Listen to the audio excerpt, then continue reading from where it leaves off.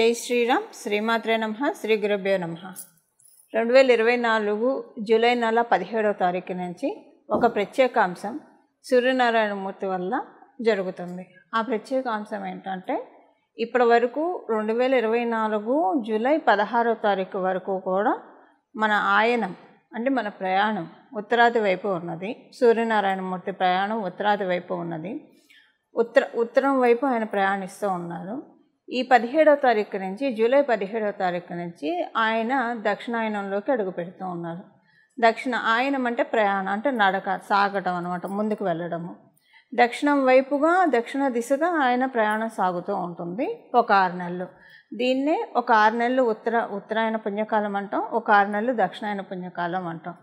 ఈ దక్షిణాయన పుణ్యకాలంలో ఏమవుతుంది, క్రమక్రమంగా ఆయన దక్షిణాయన పుణ్యకాలంలోకి ప్రవేశించిన తర్వాత నుంచి నెమ్మదిగా భూమికి దూరం అయిపోతూ ఉంటాడు. అంటే భూమికి ఆయన దూరంగా జరుగుతూ ఉంటాడు. అందుకే మనకి దక్షిణాయన పుణ్యకాలంలో ఇంకా ఈ నవంబర్, కార్తీకం ఇలా వచ్చేసేసాక చలి మొదలైపోతుంది. ఎందుకంటే ఉష్ణోగ్రతలు తగ్గుతూ ఉంటాయి. సూర్యనారాయణమూర్తి భూమికి దూరంగా జరగడం వల్ల ఉష్ణోగ్రత తగ్గుతూ ఉండడం వల్ల చలి అది ఇలాంటివన్నీ కూడా మనకి ఈ దక్షిణాయనంలో ఉంటుంది. ఉత్తరాయణ పుణ్యకాలంలో ఆయన భూమికి దగ్గరగా వస్తూ ఉంటాడు. దక్షిణాయన పుణ్యకాలంలో ఆయన భూమి నుంచి దూరంగా జరుగుతూ ఉంటాడు. ఈ దక్షిణాయన పుణ్యకాలంలో దేవతలకి ఇది రాత్రి సమయం. ఉత్తరాయణ పుణ్యకాలం దేవతలకి పగల సమయం, దక్షిణాయన పుణ్యకాలం దేవతలకి రాత్రి సమయం. మనందరికీ ఒక సంవత్సరం అంటే 365 రోజులు, దేవతలకు ఒక సంవత్సరం అంటే ఒక రోజులో పగలు ఉత్తరాయణ కాలం కింద లెక్కకు వస్తుంది, దక్షిణాయన పుణ్యకాలం రాత్రికి లెక్క వస్తుంది. ఈ సూర్యనారాయణమూర్తి కర్కాటక రాశిలోకి ప్రవేశించిన రోజే తొలి ఏకాదశి, ఆషాఢ శుద్ధ ఏకాదశి, తొలి ఏకాదశి అని మనం వ్యవహరిస్తూ ఉంటాం. ఈ తొలి ఏకాదశి ప్రాముఖ్యత మనందరికీ తెలిసిందే. ఇక్కడి నుంచే మనకి దక్షిణాయన పుణ్యకాలం ప్రారంభమవుతుంది. అసలు రవి సంక్రమణం రోజే చాలా విశేషాలతో కూడుకొని ఉంటుంది. రవి సంక్రమణం అంటేనే చాలా విశేషాలు. ప్రతి రాశిలోకి ఆయన మారేటప్పుడు ఒక్కొక్క రాశికి రవి సంక్రమణ దినం అంటే చాలా ఆస్పీషియస్గా ఉంటుంది. ఆ రోజు మనకి సత్యనారాయణ స్వామి వ్రత కథలో కూడా ఎప్పుడెప్పుడు సత్యనారాయణ స్వామి వ్రతం చేసుకోవాలి అని ముని సౌనకాది మహాముని చెప్పిన విషయం ఏంటంటే, పౌర్ణమి రోజు కానీ, ఏకాదశి తిథి రోజు కానీ, రవి సంక్రమణం దినం రోజు కానీ సత్యనారాయణ స్వామి వ్రతం చేసుకుంటే చాలా మంచి ఫలితాలు వస్తాయని చెప్పి. మనకి రవి సంక్రమణం ప్రతి నెల అవుతూ ఉంటుంది. కానీ ఒక 3 సార్లు రవి సంక్రమణం నిజంగా చాలా స్పెషల్గా ఉంటుంది. అది ఉత్తరాయణ పుణ్యకాలం ప్రారంభమైన రోజు, దక్షిణాయన పుణ్యకాలం ప్రారంభమైన రోజు, ధనుర్మాసంలో అంటే ఆయన ధనుర్రాశిలోకి అడుగుపెట్టిన రోజు. ఈ 3 ఇంకా ప్రత్యేకతలు. ఇప్పుడు ఏకాదశి అంటేనే మనం చాలా పవిత్రంగా భావిస్తాం. అందులో రవి సంక్రమణము, ఏకాదశి కలిపి వచ్చే రోజే ఈ దక్షిణాయన పుణ్యకాలం. ఈ దక్షిణాయన పుణ్యకాలము మొదటి స్టార్టింగ్ రోజే అంటే సూర్య సంక్రమణం, సూర్యనారాయణమూర్తి మిథున రాశి నుంచి కర్కాటక రాశిలోకి రావడము, అదే రోజు ఏకాదశి. ఇదంతా చాలా విశేషాంశము.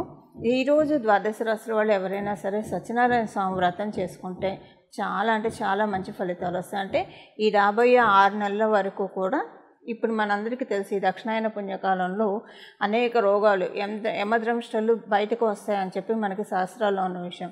అందుకే మానవులందరూ రోగాల్లో పడుతూ ఉంటారు, రోగాల బారిన పడుతూ ఉంటారు, వైరసెస్ అటాక్ అవుతూ ఉంటాయి.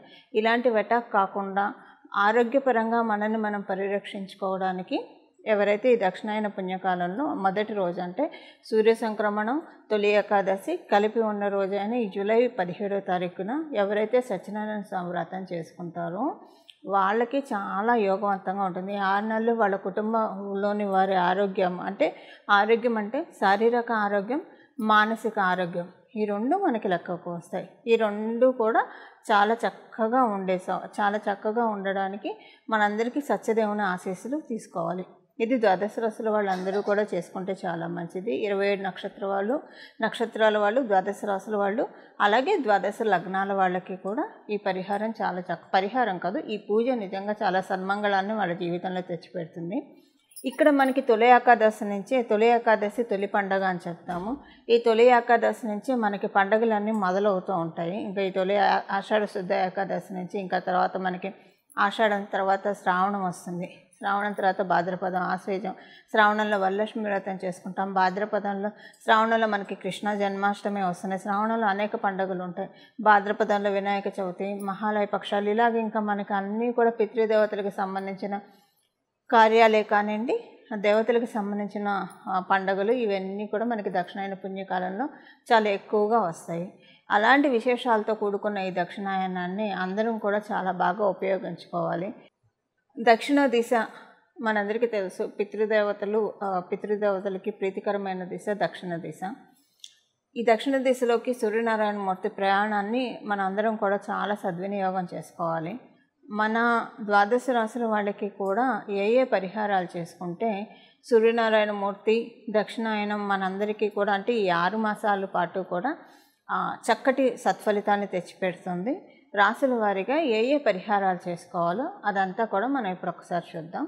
అది చూడడానికి ముందుగా ఈ దక్షిణాయనం అంటే ఇంట్లో పచ్చతోరణం కట్టే శుభ సమయము, అలాగే గడపలకి పసుపు రాసి కుంకుమ బొట్లు పెట్టే శుభ సమయము, ఇవన్నీ కూడా మనం తెలుసుకోవచ్చు. మనకి శ్రావణ మాసంలో పెళ్ళిళ్ళు ఉంటాయి, నోములు వ్రతాలు ఉంటాయి, అన్ని సకలమైన శుభకార్యాలు అన్నీ కూడా మనకి దక్షిణాయనంలోనే ఎక్కువగా తటస్థిస్తాయి. అంటే ఉత్తరాయణంలో కూడా మనకి పొడుగు ముహూర్తాలు అవన్నీ ఉంటాయి, అవన్నీ కూడా ఉంటాయి. బట్ దక్షిణాయనంలో కూడా పెచ్చు పండుగలన్నీ కూడా మనకి ముఖ్యమైన పండుగలన్నీ కూడా ఉత్తరాయణం కంటే దక్షిణాయనంలోనే ఎక్కువగా ఉంటాయి. సో పండుగ వస్తే మనం ఏం చేస్తాం, చక్కగా ఇంటికి మామిడి తోరణాలు కడతాం, గుమ్మానికి పసుపు రాసి బొట్టు పెడతాము, అలా ఇల్లంతా చక్కగా అలంకరించుకుంటాము, పూజ చేసుకుంటాము, నలుగురిని పూజలు చేసుకుంటాము, దేవాలయాలకు వెళ్ళి వస్తాము, సంతోషంగా గడుపుతాము.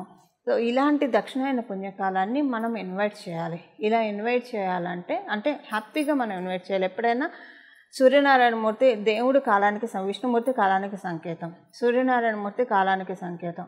కాలగమనంలో వచ్చే మార్పులకు అనుగుణంగా మనం సంసిద్ధంగా ఉన్నాము ఈ మార్పులకి అని చెప్పి మనం తెలియజేసే ప్రక్రియే ఈ పరిహారాలు. అంటే మనం కాలాన్ని గౌరవిస్తున్నాము, వచ్చే శుభ సమయాన్ని మనం మన జీవితాల్లోకి ఆహ్వానిస్తున్నాము అని మనం కూడా ఒక కమ్యూనికేషన్ లెటర్ నేచర్కి డ్రాప్ చేయాలి కదా.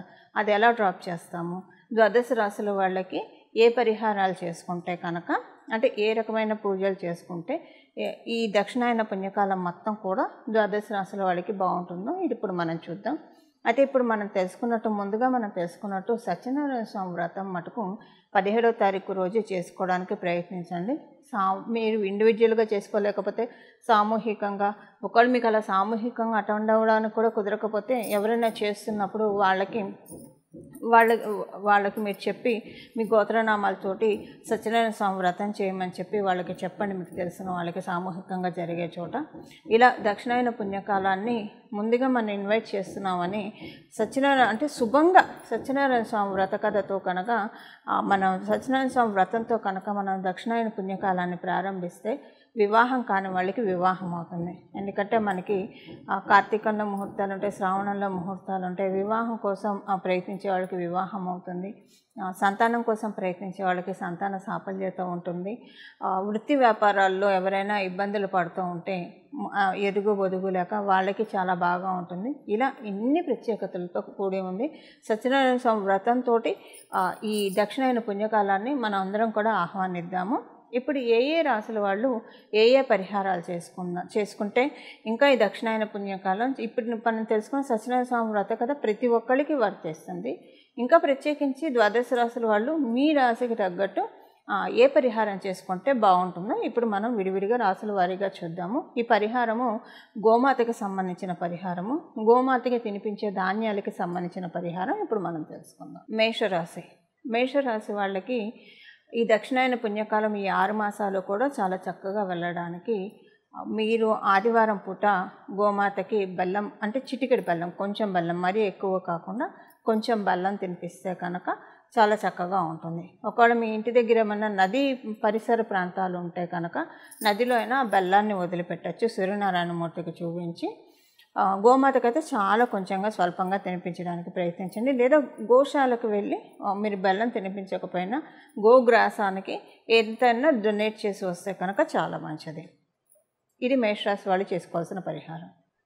చూశారు కదండి ఏ రాశి వాళ్ళు ఏ దానాలు చేయాలో.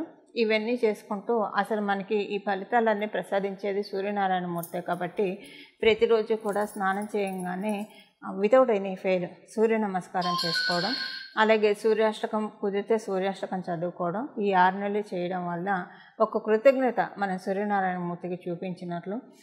దానివల్ల భగవంతుడికి మనం ఏం చేసినా సరే, ఏ దేవీ దేవతలకు మనం ఏం చేసినా సరే అవన్నీ మళ్ళీ వాళ్ళు మనకు అంతకంత తిరిగి ఇచ్చేస్తారు. వాళ్ళు ఏది మన దగ్గర తీసుకోరు, దానికి రెట్టింపు ఫలితాలు మనకిస్తారు. సో ఏదైనా సరే మన బాగు కోసం మనం చేసుకోవడమే కానీ ఇక్కడ పెరుమాళ్ళని మనం ఉద్ధరించేది ఏం లేదు. మనల్ని మనం ఉద్ధరించుకోవడానికి ఏం చేసినా కూడా మనల్ని మనం ఉద్ధరించుకుంటే ఏమవుతుందంటే ఈ జీవాత్మ కోరికలన్నీ తీరిన తర్వాత తొందరగా తీరితే ఈ జీవాత్మ పరమాత్మలో ఐక్యం అవ్వడానికి చాలా చక్కగా అనుకూలతలు ఉంటాయి. కాబట్టి ధర్మబద్ధంగా మన జీవితాన్ని సాగిస్తూ మన చక్కగా శివైక్యం కానీ విష్ణైక్యం కానీ రామైక్యం కానీ చెందడానికి చాలా చక్కటి అవకాశాలు ఉంటాయి. అలాగ ప్రతిరోజు సూర్య నమస్కారం చేసుకోండి మర్చిపోకుండా.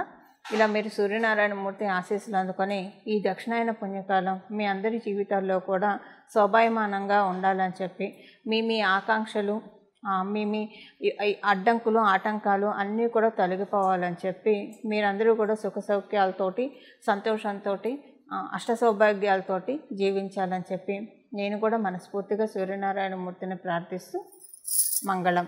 నమో భగవతే వాసుదేవాయ.